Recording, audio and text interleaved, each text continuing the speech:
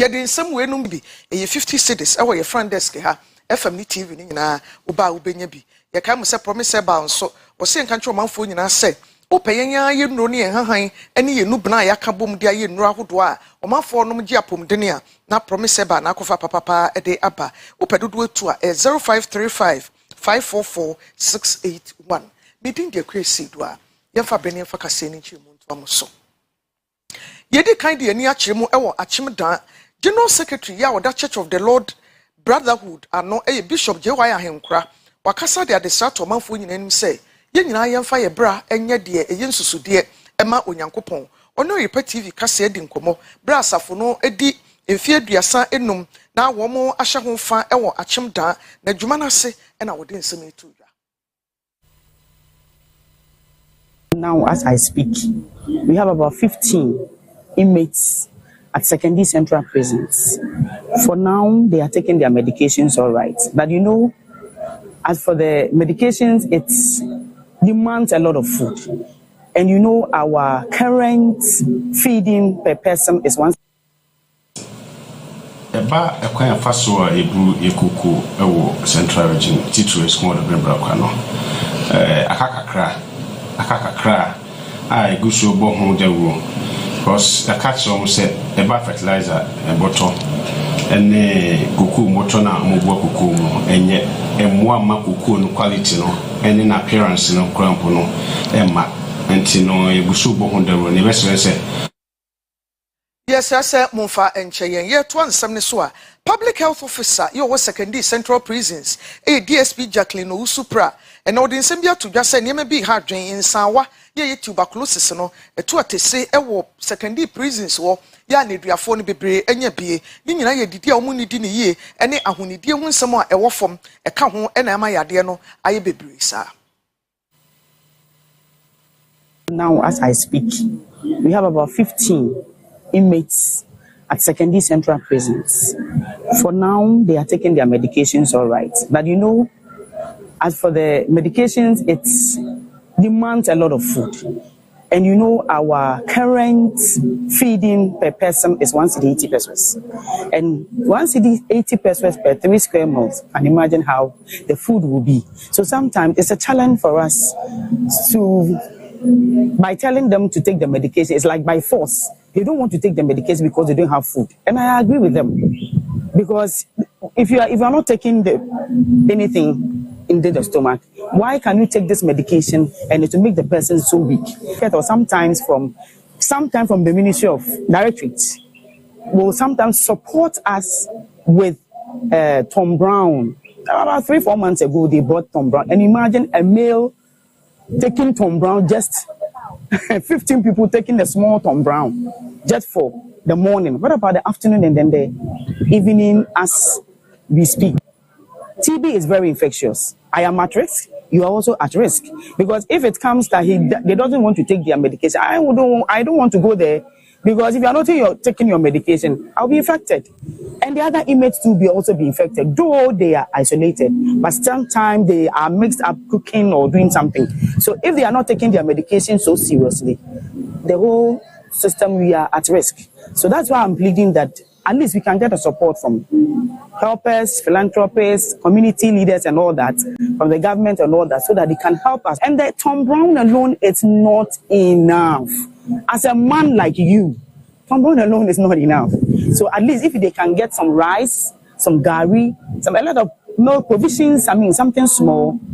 just to help them take their medications. They are isolated. It is a very big challenge. And in the event where you have a lot of cases at the prisons, it becomes an outbreak. The reason is because, like I said in the response, unfortunately for the inmates, they are not like the people outside who can feed for themselves, work and then get some money on themselves. They depend on the meal. The Tom Brown that comes to us, we don't actually get from the district, from National NTP, National TV program. They supply us this Tom Brown on regular basis. As and when we receive, we communicate to them. Like I said, we double their own because they are inmates. And also we have daily and periodic screening. Our interest is not to make sure that there are more cases at the prisons, because at that end, the management becomes difficult. District Cocoa Disease Control Officer yo esikuma odobembra kwamensi mu ewo mfifi mantamura setentwi wakasa de atokoko akuafo ene omanfo e wonpotam ho nyina wo ye koko enim se wonye won ho na wonye koko ni yi se de beye mfaso pa beba so oso matete se koko akuafo ni bi wo ha o hata koko no ma ne ngu yi keka bobo ani a na waso no de akoma purchasing clerk so wonton emfama no oni ka cheba kofi bin edi nkomo na mane a ode tu eba ekwan faso a ebu ekoko ewo central region titu eskumo de brebra kwa no akakakra a eguso bo ho dawo because akatso mo se eba fertilizer eboto ene koko moto na mobu koko mu enye emwa ma koko no quality no ene na appearance no crampo no emma enti no eguso bo ho dawo ne bese mosomo mo ani nyina na ekuafo no ene koko akrache fo ni nyina no na emwa na Ghana ekuku ne quality no na ewo ho dada no ye maintain no ebusia ba koko ho asem owo man mu a koko no enye obi ade a the moment ya ro sabeka koko no beti no koko no ye odia koko no ye oman ejapade koko ene rehwe oman no Ghana ese Ghana koko Ghana ana na koko aba business enti no esem se koko no de obi amwa ma koko no ne quality ne maintain ni enye obi ade ya oman ne dia ye hwe na koko ye ya oman na ye se koko ba bebre a oman no ni di na nse koko ye se ene to ne di na ekofom no ahokyira ba oman nyina ye koko ekofom no enti na ma ahokyira no aba ti se koko ni nyina ye woni ye ni kama agriculture enye punishment se hewia se afanyam bebre a omo sika bebre no they are into agriculture, they are into farming. Big men no mostly into farming. And the mekan say emabuna yesiso na yeba no yemi enim kokuku efuo no eboa and the office adwuma no obi nka say ye but no so hwe a bosome so abaya calculate sika da bia de obedi de ma ho but wo ye kwani a wa na ade ho ene kuku ababo ene woti kuku bag ko a obi oye office adwuma kra no ne akatua no ennu enti yesese obi a mfa no hye kuku adwuma no na emoa enye ne na mekoso aka me ba ha kakra da bia beka ese school do bebra kwa me hye bia me boy akuafo abaso me bo kuku akrachefo abaso ebo di osun abaso ebo eskumo do bebra kwa obi a wo kwa bia no bia mbo na abaso se ba ha no kuku no da bia siri we bia se ne to na di ne kofom but eskumo do bebra kwa even though so mine dey kofom no na e dey no appreciate even though say ana nkosupi but ye kase ba bia kuku ama o mine no pa ana eskumo do bebra kwa de ana ye metmaka se ye nka ho yetwa ensabde so a Ghana National Association of Small Scale Miners woni a etu sika ewo enkrowankrowa na so se omutu ne nkakra no waka won ho abomatiko na nei omu nyina ka ho bo aban ene ayeko etia galamse panyi a woda eko na no okasama wo ma asantemantam yi mu Arafat Suleiman woni ensam tofa twetwe nkomomode atudwa se omu bo won ho mode papa na eko na eden ye nyina yedi adanse se eko na eden nanso nkosi se etenti ye de ye kyane ye bekoso asoa aban no ebo ne homoden na wo nso ye small scale miners no wo nso bo homoden bi no wo se Ghana fo nyina se ye ma ne nye ye hiasem so obi abebo ne homoden se ye betimi etu galamse ase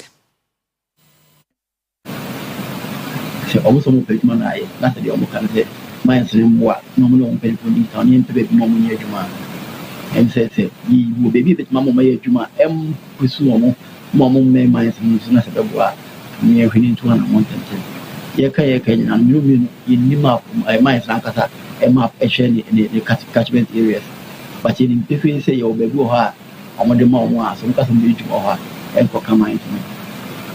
2016 media the go to ya implement for na problem ye say mo obi ko mind ni omo ti bo ho ba ya bi bi ko ni ni to the sanity de ODMP me no ka say investigations I say baby da ho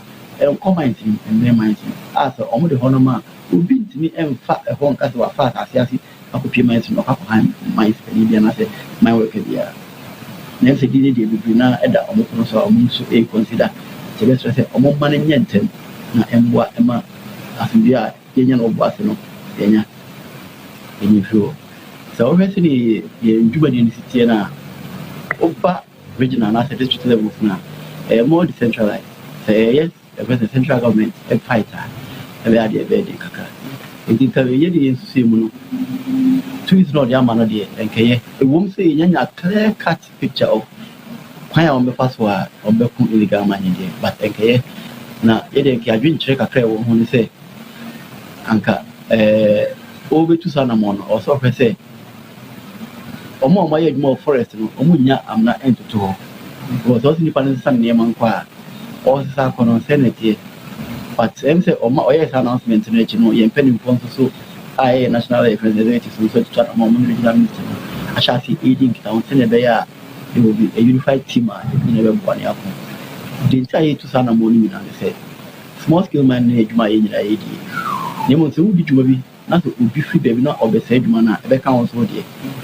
intinesi bi a yan minus no obi ne time no ana ye ogidi ma pase se ye ka mo na ye ka se ye ko illegal mining na ene mo be bo office se ye ba ye nim party A and other party B e de da se ye juma na ye no wo do ho be fra pese se juma no inti se ene ne bit ma correct se ye ni se na ye ni na mo na nyina ye mo juma ho ban dia ene tu ho na mo na ye se be bo inti ene ma ye se wa ho fama itu sama Moa eye Poultry Farmers Association ne nkrabata e wo mfimfi mantamu kire se enuane na wo motode man kokọ no e ka ho na egu wo munwuma ne bo adin wo betototo ne usika nyina kodim wo bewie nso enkokọ fosu ya ye krafi abrochire eno ana Ghana fo no epe esan se bi kire se no krabo efo e chen nkokọ na ya yen wo man Ghana mu no nti Central Regional Chairman of the Poultry Farmers Association ano Dr. Erica Samuada Akon was a Greek minister ene mampani John Mahama eso mo keka mo ho no munye bibi mfa mo poultry kwafo said ebe ye betimi aboa na adwuma no akoyi poultry farmers no obenye chicks they old chicks na obeye ne dwuma project ni nyina offer broilers so that why year na anya ni broilers a ni toyepo onye problem ya pere ebe support farmers no obe dua ebro so that obenye ebro pi wo system no man akukọ no so that ezibanasem no onye di yerehwe aha sesi ano minister fufuro na waba no nasem nye de Minister of Food and Agric na ekuafo ni kunu na obedi ejuma so sisi hayo Poultry Farmers Association we dimu wo Central Region so oban dem a me feel there as some na minister kind there operate Farmers Association na cooperatives obedi ejuma onye dima ye kra because ekunu wo ho so that support bia na farmers no obenya them support them going to ba ko e feed poultry farmers farm bebre gu because omuntimi to feed no and feed boy dey pa ye na one dem me say hu bi so access to funding a problem poultry industry a sikasem so what man start kakra kra no so we betime nya sika ba mu no a challenge na so sika kra be nya start no so a problem ye nti ama youth no bebre ntimi nkom na so nka industry bi a say encourage more youth no mukum but nya funding no obia ntimi start poultry is very good. I'm telling you, say, as we speak, the needed poultry that we need, meat, Ghana here a year, 350 metric tons. But currently, Ghana, it may produce only 15 metric tons. So you can imagine the gap. Encourage more people. Produce Ghana to frozen feed chicken. About for my generally I see 200 was I buy 200 more. It's I buy all bed the can say the policy on poultry industry you support yeah ready you was structured yeah ready say boa ama poultry product no about more no be at my yet also akofra mantam ye nyina be di dance se be mfie mienu nie e na yekobie akosumu dam no viarefo na nsuyi ebu ba fie be senkrofo japade ehum se nipa anwudie na nso no ma se ye de ye ntumi nka ho asem nam so ma panyia no ye engineer na oda VR adwuma no ene nipa bi akeka won ho se empam no ema ne nko eye engineer Edward eko obi Kenzo na no ne ko bi a wate won ho agumu a wasamo ano ne se womo edi new voter forum eche se mampani na da kufu ado anya hwe amfasem ne ho mampani mahama wabai wonye bibi mfamfa ho akosomo ne kon dams na okobie yema nsu bu ba fie bese nkrofo ne ma no besi ne obi wo ho a waye mobo a wanya mmoa amfamfiri ba bia yebura panyi ba akwa keka ne ho a wono ne frefre dom ede ma sa new voter forum yi wo kire se aban we anya bibi amfa ho a omo nso be form ho adwene oni Bernard Kedazi ene di nkomo Alright, friend engineer Kenzo MP4 ene yi no ene call deputy CEO position ama no ye duma etia Ghana for na wonpo a omo adwen se wo ye NDC ne ovia ye hono ye betetew ye be nunham na se ne na me adom na se Ghana for emebunu emrewa enkokra abomoden aye duma den na tumi aka yensa ade na ese yenya ntie se ebinu hihase epiepia se yemfa tumi ema in card bearing member MPP mu na mpo se nka onye card bearing member ni suni net mine ani abrabo a wobo over the 8 years position bi o wa se onye party member yemfa mawo dina yedina yen dina ha enka se onimeduma na yemfa manu na emum no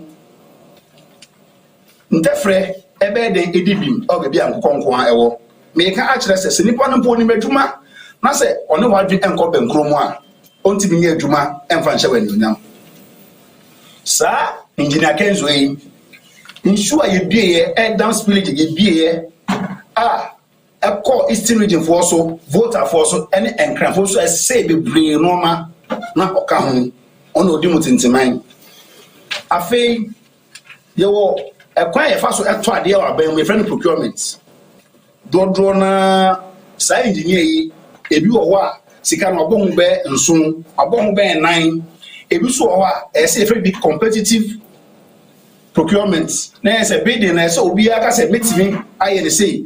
siri ba kwa na mie no ebi wo onye ne say say opese odisika ni bi ka ho nti ye friend ya sre ye papa John say baby biara sa papa ni CEO appointment na kodu no ye sre e pa che say o mani si wa yesa ye grassroots e high omo middle class e high afeso ya so e sre say ye friend bibi audit adie biara over the past 6 years VRA omo akoto omo disika akoje no yesa hwehwem yesa se bi o wasika na abroso a mpem yesa agenda no ebe papa dia yesre ye president say intentem so a say ye the kratampo ama engineer Kenzo a sa krata no it should be revoked yansa enyimfe nsem sa de bre no otera ho a receipt agenda no emwayen ye begina ye reyin nsem a wokan so na ye de OBT kase a saka ne ukwa no pay de bre mo Oyerepa TV so no e de asia ye keka ye ho akopon kase ho ne abesom mo ekosi se 9:30 ebebo me din de akresedo a me da mo nyina se ma mo ne hwe